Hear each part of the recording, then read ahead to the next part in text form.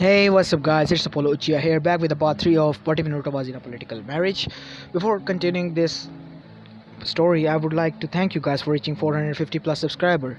And also, if you like my content, I would like you guys to leave a like and subscribe and comment down below that you like my content. It helps me a lot and keeps me motivated. So, without further ado, let's continue. Chapter 5: The Bickering. Kage Administration. There were shouts and words of disbelief amongst the companions of the Kage. A tick mark appeared on Tsunade's forehead and her eyebrow twitched furiously. "Shut up!" she yelled at all of them. "If you all have any concerns, I would be willing to take them at the moment," she said quietly. Tsunade would at least be fair and listen to their concern. "I refuse." This concern came from none other than Naruto Uzumaki himself. "You have no choice in this matter, it's already been decided," she said bluntly. Naruto deflated. "Why is this happening?" This concern came from a shocked Temari. "It's happening in an effort to unite all of the elemental nations and eliminate the threat of a war from ever happening again," Baki answered to her question. She quieted down. "How old is he?" This concern came from Yujito, who had narrowed eyes. 13, Tsunade remarked. "Do you honestly expect me to marry someone half my age?" she asked frostily. "Yes," A replied severely. Yujito was about to go on a tirade, but Koretsuchi beat her to it. Wait. How is an arranged marriage between 4 women and 1 child?" Naruto opened his mouth to speak about the child remark, but thought better of it. "Supposed to unite all on the elemental nations and end the threat of war." Tsunade smirked. "I'm glad you asked, Raikage Dono," she asked, expecting him to answer the question. "No war that has ever broken out between the nations happened because of someone wanted there to be a war between the nations. Some skirmishes break out due to petty things like trade disputes, but those usually have little lasting impact on the nations as a whole. War breaks out mainly because of misinformation, miscommunication, and mistakes that snowball out of control and spread discontent and hatred between the masses. All of you are related to a Kage in some way." Shibuki looked like he was about to speak up, but thought better of it. "That means that all people look up to you as paradigms of what they should hope to become like. If you associate with each other, and the masses knew that you associate with each other and genuinely at least like each other, then the walls of hatred begin to break." Oniki decided to add up at this. "There will also be other steps taken towards peace, such as a communal trading camp, embassies from the villages, lower trading regulations, and so on." It would appear that all Kages had talked this through quite thoroughly, while the rest of everyone was all in the hall. Fu decided to chip in. But if you all decided on getting along with each other, why is there a need for us to get married?" she asked nervously. Tsunade replied with, "Well, first of all, you all aren't going to marry each other." All the 5 individuals sighed. "You 4, she motioned to the 4 women, all are going to married to him," she motioned to Naruto. The 5 in question nearly face faulted. "And second, I believe we already went through this. But if the masses see the people that they look up to getting along with each other, we believe that they would be more willing to brush aside their differences and hatred and at least try to get along with each other as well. And you think that when the masses see that people they look up to join a harem, the masses will suddenly feel incentivized to get along with each other?" Koretsuchi added incredulously. "And plus," Naruto joined in, "the people don't look up to me. If anything, they look down on me." "Same for me," Fu added. They both then realized what the other said, and they looked at each other in confusion. "Why do people look down on you? Aren't you the son of the 4th Hokage?" she asked accusingly. "I just learned that I actually had parents about." He looked at his non-existent watch on his wrist. 30 minutes ago," he replied cheekily. "Well, why are you looked down on?" she asked. That's he looked at Tsunade for support, so she just motioned with her hand at him. The motion that said continue. His eyes grew wide. She meant for him to tell everyone that he was the Jinchuriki of the Kyuubi. Um, he took a deep breath. The Jinchuriki of Kyuubi no Kitsune. Everyone except for Jiraiya, Tsunade, and Shikaku eyes widened. Fu, Yujitos, and Bees most notably. But Fu, Fu's brain was starting to shut down. After all, she had just heard that one of the few people who had even been somewhat nice to her was also one of the few people who could actually empathize with her, and was also the person who she would be joining a harem for. Fu is the Jinchuriki for the seven-tailed beetle, Shibuki said. Naruto and Yujito's eyes widened even more. She looked at him accusingly. What? She asked and said, But what? If we're going to do this, then we have to lay down all the secrets that would be pertinent information to this marriage, Shibuki said. All eyes were on him, and that was starting to make him even more nervous.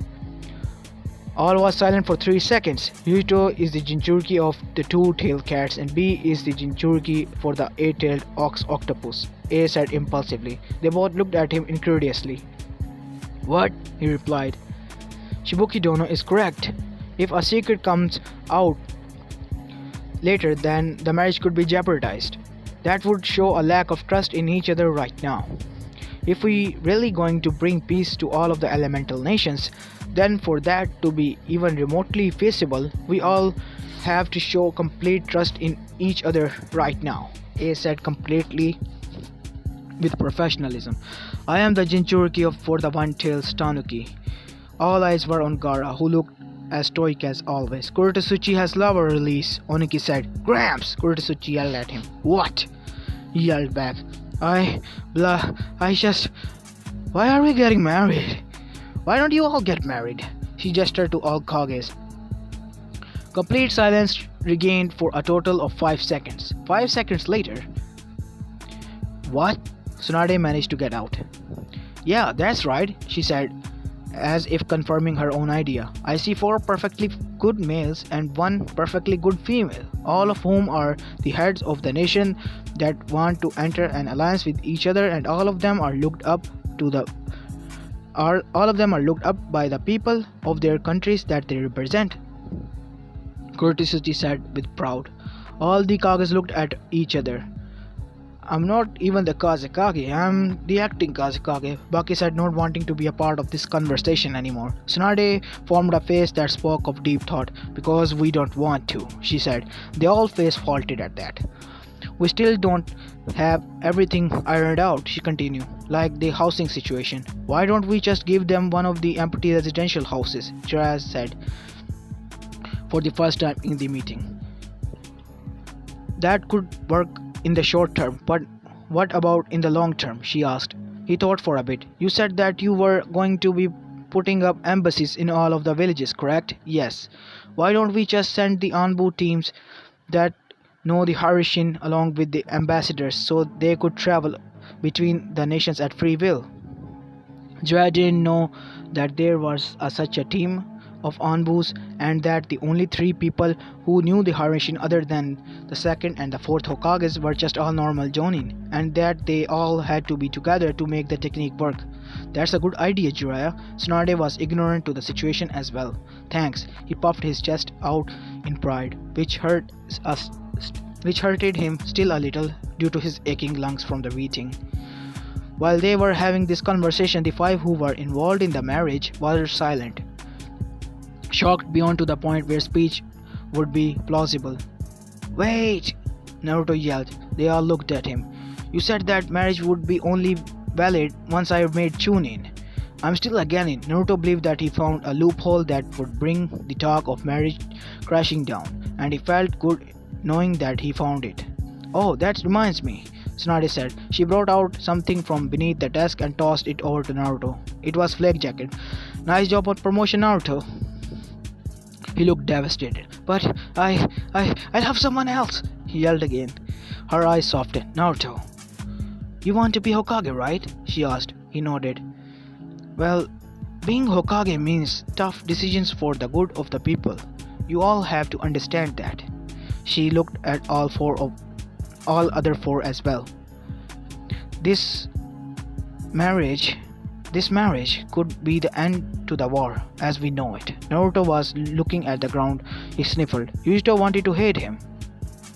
She wanted to hate him with all her guts. She just learned that she was getting married to him, along with three other females. She was getting married to a man that she didn't love. Yuito had always found worth in her abilities as a kunoichi in being a good tool to the village. But now she was just getting married off like a common noblewoman. It pissed her off. It really pissed her off. But as she looked at him, she couldn't find it in her to hate him. He looked like the world was crashing down upon him. I accept for the good of people and elemental nations, Yuito said eventually.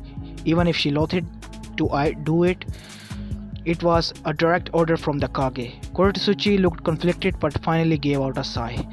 I accept as well. Fu gave out a tentative, well, I guess okay for me. All eyes were on Tamari. For the good of the people of the elemental nations, I accept as well. Well, that's all good, well and good, but whether or not you are okay with it doesn't mean anything. She pointed to the stamped papers. You're already married to him. She collected all the papers and handed them to the Shikaku. I am pushing the inauguration to a week from now, so that we can all simultaneously give the news to our citizens, she said to the assorted Kages. What do your inauguration have to do with this? Jiraiya asked. I also plan on telling the secret of Naruto's lineage to the people as well as the plans for their alliance. Since everyone is going to be happy after the inauguration speech, they're going to take it better. Clever thinking, he said. Now, she said.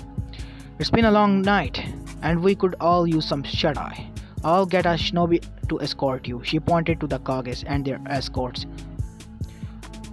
To the Eastern Dragon, and a shinobi to escort you. She pointed to the five that the marriage documents pertain to your residential house.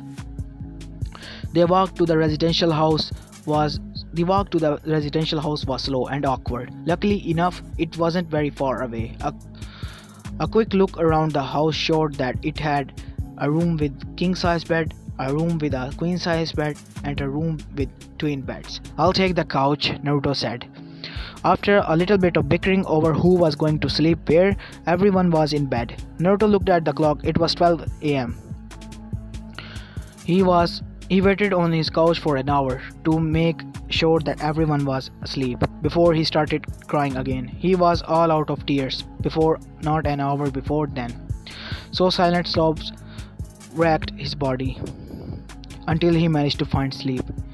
He wasn't sad. He was actually fairly sad, but he wasn't crying because he was sad. He was just frustrated and confused about the whole fucked up situation he found himself in. Chapter 6. The Talk.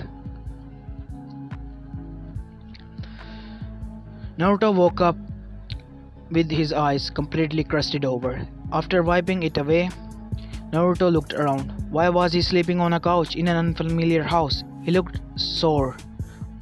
A loud snore resounded from somewhere within the said house. The memories of what transpired yesterday all came flooding back to him. He looked at the clock on the wall. It read 7 a.m. When there's no way I'm going to fall back asleep, he decided then. After getting up, he walked into the kitchen and checked the fridge. It was fully stocked. Naruto wasn't a chef by any means, but living alone meant having to make his own meals. The smell of eggs and bacon started to waft through the house. He decided to be courteous and make more than he could eat for his wives. Wives? Even the thought of being married, much less married to multiple people, was going to take some getting used to for him. After chowing down his food, he checked the clock again. It was 7:30 a.m. He was probably going to be late for team assignments, but he didn't practically care at this point. He just dismally ate his breakfast of eggs and bacon before cleaning up and making to the door. Link break. Mission assignment room. He was actually there earlier. His new house was a lot closer to the academy that he originally thought. Wait, he had a new house? Didn't that mean that he had to get his stuff from his apartment? He wasn't able to process these things and their ramifications like any responsible person should do at the moment. He looked at the ground sullenly. When Sakura showed up, she could immediately tell something was wrong. Naruto looked gloomy, and even though he looked at her, acknowledging her presence, he didn't say a word. Normally, he would be abound with energy and trying to talk up a storm to her, but he just stood there in the lobby quietly. They stood in silence for a while. Naruto, is something wrong? She asked. He flinched but put up a strained smile. No, Sakura. Why would you ask that? Because you look sad, and you get here before me, which never happens, she said. Can we please just not talk about it? He looked at her eyes and then quickly looked away. Weird, she thought. Naruto's never sad. Something huge must have happened. Sasuke showed up and noticed Naruto's state, but didn't comment on it. Sometimes people just want to be left alone. He was the living proof of that concept. They stood alone, in silence, waiting for Kakashi to show up. When he finally did show up, no one said anything, and they all quietly walked into the mission assignment room. Kakashi noticed the gloomy aura that was hanging around his team members, and made a mental note to ask them about it while they were on the mission. Do you have any missions available? Kakashi asked the secretary. Usually the Kage was there at least in the morning before heading up to the administration to do their paperwork. Since the previous Hokage was regrettably dead, some of the higher-ups Jonins were there to hand out the assignments. Jiraiya was there instead. Kakashi, I need to borrow Naruto for the day, he said in his most professional tone. Kakashi nodded his head without missing a beat. With all three members of Team 7 looked confused. Jiraiya motioned Naruto to follow him, and they exited the room together. Kakashi, what does Jiraiya-sama want with Naruto? Sakura asked. Hell if I know.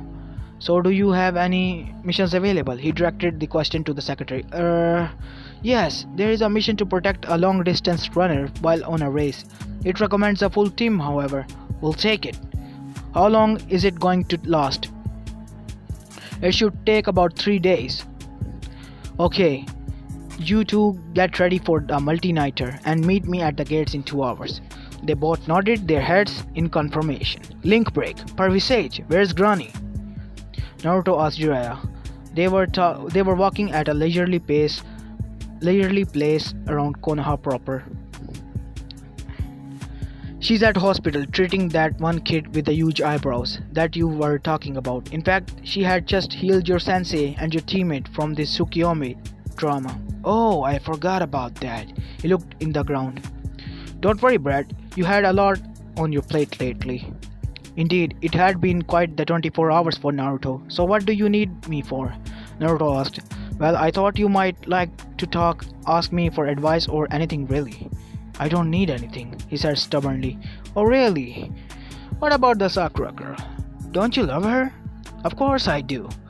But I already know the answer if I ask you what you think I should do. Jiraiya raised eyebrow. Oh, and what would that be? Yeah, you're going to say something like forget about her, all she does is hit you around, or forget about her, it's for the good for the elemental nations, or forget about her, after all you have 4 hot wives now. Jiraiya was surprised but didn't let it show. I wasn't going to say that, he lied. What were you going to say then? Jiraiya thought about how to proceed for a moment and then said, name one thing you hate about her. What? Just do it. Naruto adopted a dreamy look for a moment. I can't. She's perfect. Naruto. Yes? You don't love her. Huh? Yeah, I do. I really do love her. No, you don't. You admire her. Well, of course I do. Naruto was getting confused. Jiraiya sighed. Naruto, listen. Love isn't about admiration or looking past the flaws that a person has. Love is understanding. Understanding what? Understanding the person, understanding their motives, understanding why they do the things they do. Understanding is love, and admiration is the furthest thing from understanding. A human cannot reasonably say that they hate someone without first giving a reason why they love them. The world doesn't work in black and white, Naruto. A certain checkered Akatsuki member sneezed at that, back with Naruto and Jiraiya. And the same works for the other way around. You can't reasonably love someone without first knowing something that you hate about them. Naruto thought in silence for a while. But don't you admire Granny? Yeah, I do. They both remained silent for a while after that, pondering the philosophies that were just expounded and their ramifications. Jiraiya, yeah? What were my parents like? They loved you so much, Jiraiya said without missing a beat. When they told me I was going to be your godfather, I was so excited. I was finally going to be able to be there for somebody. I was finally going to be able to teach my crafts to someone who might appreciate them. Your crafts? Didn't you teach my dad your crafts? He never really took to them, he answered voicely. Naruto looked at Jiraiya in confusion. Jiraiya had a perverted look on his face, and his eyebrows were wiggling furiously. Naruto had a laugh. The visage was far too funny for him. Hey, looks like I was able to cheer you up, huh? If only slightly, though, Jiraiya said. Naruto nodded. Thanks, Perry Sage. I needed that. Naruto's mood had increased a little. Do you really think that this thing is going to work out? Naruto asked. What? The whole marriage thing, you know? Do I think that it's going to stop for... Yeah, I have no idea. Wow, thanks. I feel so much better now, Naruto said sarcastically. Well, it's not like a thing like this had even ever been done before, so we don't have any references. But if we all try our hardest to make this work, I think we might have a shot. Naruto sighed heavily. What am I supposed to do here, Jiraiya? Do what? Marriage. I haven't even been on a single date before in my entire life, and now I'm married to what? 4 women? I'm 13. I'm not ready for that kind of responsibility yet. I have no idea what you should do, he retreated. For someone who wanted to give out advice to make me feel better, you really suck giving advice, you know? Your situation is unique, what, kid? It's hard to say what you should do. Do I have to love them? You have to be nice to them at least. Generally, when humans are nice to other humans, those humans will be nice to the first ones. Even if the other humans joined a harem against their will, they revolved around the first one human, he replied sarcastically. They didn't do it against their will, kid. Didn't you hear them? They accepted the terms and conditions. They accepted for the good of elemental nations. They didn't want to. They made a sacrifice by doing that. What they did. There was a silence for a bit. What specifically was in the marriage document? What do you mean? What are my responsibilities? You mean other than marrying them? Yeah. Nothing was specified, but you wouldn't be able to pursue a relationship with other women. Why not? Jiraiya paused. Naruto, this marriage isn't for you or for them. It's for the people. If word got out that you cheated on your wives, it might be taken as a huge insult by the other nation's people. Oh, Naruto said in understanding.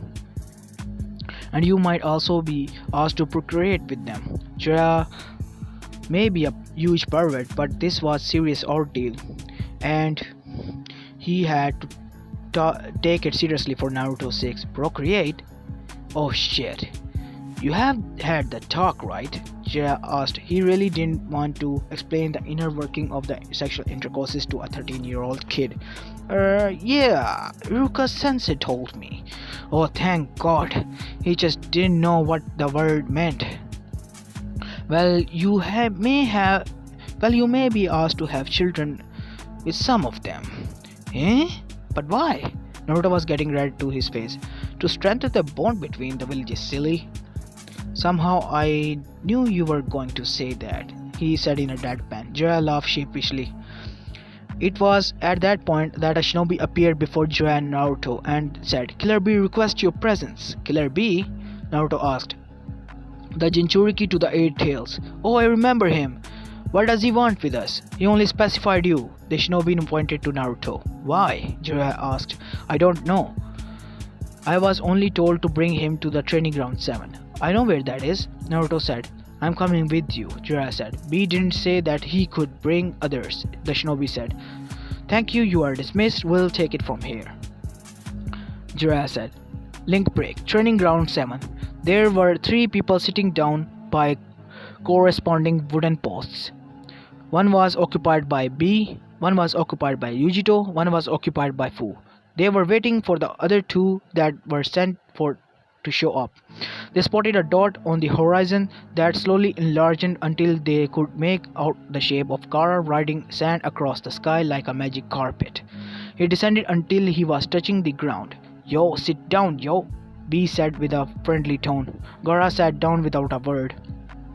The 2 other figures emerged from the tree lines.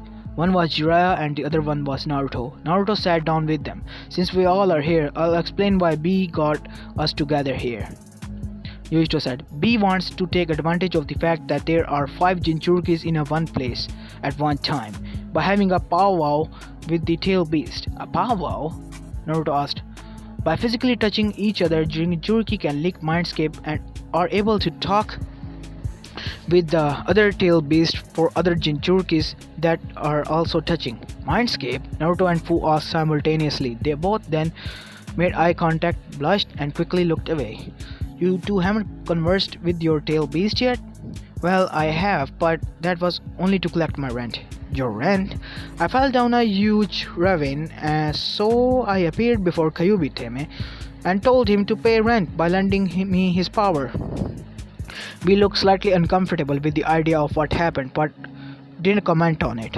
Well, that place you went to is also called your mindscape, although it is technically a manifestation for your chakra system, Yujito said. So, what do you mean by physical contact? We just bumped fists, Yujito said as she stood up, which everyone took as their cue and stood up. B held out his hand and everyone met in the middle. Fu and Naruto blushed slightly at the physical contact. Link break. Shared mindscape. Naruto stood before the cage that seemingly held back the mighty Kyuubi no Kitsune with only a flimsy piece of paper. It was his first time getting a really good look at the Kyuubi. The Kyuubi did not look like a fox in the normal sense. It was completely orange except for the ears and eyes, which shared a pair of black stripes going through both of them. It also had a human-like torso. Human, what do you want? The Kyuubi felt silent though as it took stock of the situation. It was facing a room in the shape of a pentagon. Each of its side had a different room. It had turns into an actual boxed cage with bars on it. The sides so it could see the cages of the bijus that were beside him. To his left was the cage of Ichibi. To his right was the cage of Nanabi. To his front left was the cage of Nibi. To his front right was the cage of Hachibi. The cage of Nibi and Hachibi, however, had no bars of the front of their cage, signifying freedom. All of the Kages also had a human standing in front of them. What is the meaning of this? The Kyuubi grumbled. I would like to know as well. They came from the Nanabi. Yujito answered. In a rare event, 5 Jinchurikis end up in the same place, so we thought it would be wise to allow you, he gestured to the tail beast, to talk. Silence fell into the room. After 5 minutes. Talk? Talk about what? Shikaku asked. Don't you have anything to say to each other after seeing each other for such a long time? Fu asked.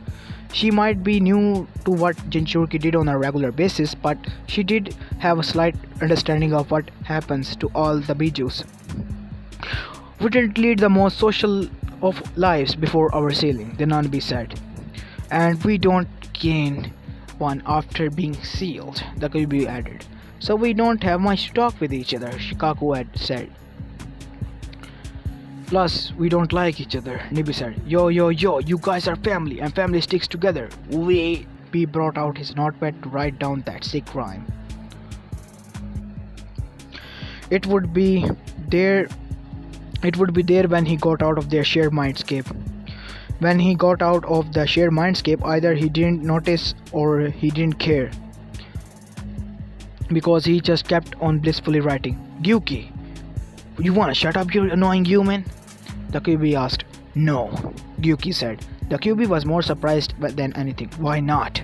Because I like my container and I trust him. The Kyuubi burst out in laughing. It was an awful, ear-wrenching laugh. You trust your container? Oh, that's rich. Humans are all the same. The only thing they pretend to be with you in order to gain your power as either their own or to use it. Humans are vain, greedy creatures with no thoughts of anyone else other than their own. Least of all us, the so-called tail beast to them. We are only a means to an end. Some humans are different. They are capable of compassion beyond your comprehension, the Nibi said. Compassion? Because of humans and their greed, I have spent the better part of my existence under a genjutsu, stuck in a cage or crucified on a rock. If there is a human compassion out there, I have not found its hide nor hair of it. Shikaku and Choumi felt silent awkwardly, just watching the three of them yell at each other. Even if Shikaku agreed with the Kyuubi's point of view, you just have to look for it, was Matatabe's response. Where can I have this human compassion when I am stuck in a cage all alone with no one besides me? It would appear that there is a valid explanation right in front of your eyes, Matatabe said. But you aren't human. How would you be able to show human compassion? The Kyuubi asked, clearly confused and not even thinking that Naruto could be the one she was speaking of. Matatabe was not referring to herself. Matatabe was referring to the human in front of you. Gyuki cleared up. The Kyuubi looked down at Naruto. Him? The one who demanded that I give him power because of the fact that I am imprisoned inside of him? For what I understand, he only did that so he could save himself from death, Gyuki said. For what I understand, he took my power for his own selfish reasons, the Kyuubi replied. Saving yourself from death is a selfish now? Taking powers that isn't yours has always been selfish. Gyuki said, don't call me that. I will not allow any worthless human to hear my name. You are being selfish, like a child. Matatabe said, you are being unreasonable. With this exchange had been going on, Naruto had been going through some self-reflection. When the Kyuubi has sealed inside of him, it ruined his life, but it sounded like the Kyuubi didn't want or mean to get sealed into him. While Naruto grew up alone, the Kyuubi had been growing up along with him. Except that the Kyuubi didn't have anyone to talk to, no precious people to protect. He thought about how Gaara had grown up surrounded by hatred and malice. He eventually grew insane from the grief that he received. The Kyuubi was no different in that respect. Naruto hadn't even tried to understand the Kyuubi. He just let what he was told about it to cloud his visage. In that respect, he was no better than the villagers that hated him for the reasons beyond their comprehensions. I'm sorry, Naruto said quietly. What? I'm sorry for taking your chakra when I was mad about Sasuke dying. I'm sorry I didn't know the whole story of your sealing inside of me, and I was being unreasonable. I am very sorry about that. Naruto bowed after realizing what he did. He decided to apologize as sincerely as he could. He wasn't exactly the one He used to sincerely apologize, but he was giving his best shot. If this is a trick, then this isn't a trick. I swear, I will do anything to make up to you for asking for your chakra. Naruto practically yelled. Oh, really now? Then rip off the seal so let me go free. The QB said with a convincing tone. You are being unreasonable, Kurama. He will die. Matatabe practically yelled at him, which was out of character for it. But QB cut it off in anger with a huge scream. I told you not to call me that name. The QB's tail smashed against the bars that held him inside. The shockwaves was reverberating within the skulls of not only the humans but also the tail beasts. The QB roared again in anger and attempted to shoot a mini tail beast bomb against the wall, but it blew up in the face of its own. The resounding shockwave was so powerful that it severed the connection of the other four. The QB huffed and sat down on its hunch. Its face hurts. It just wanted to sleep, just wanted to let loose some of its frustration. I won't call you that. Huh? I won't call you that. Not if you don't want me to. Huh? But I will call you that eventually when I teach you that there are good humans out there in the world as well. It was a promise that Naruto had decided to carry through. It was a conviction and Naruto was convinced to it. Naruto turned around and walked out of the mindscape environment. After it was sure Naruto was gone, Kurama laid down to rest. The conversation had been emotionally heavy for it. Kurama made sure that the mental connection was off, as it always was, before allowing tears of frustration to roll out of his eyes for the first time since he was sealed into Mito. Now it was not sad. It was anger that a human had gotten the better of him. So yeah, this is it guys for today. If you like this part, leave a like and subscribe to my channel and comment down below that you want more. And this is Apollo Chiha and I am signing out. Peace.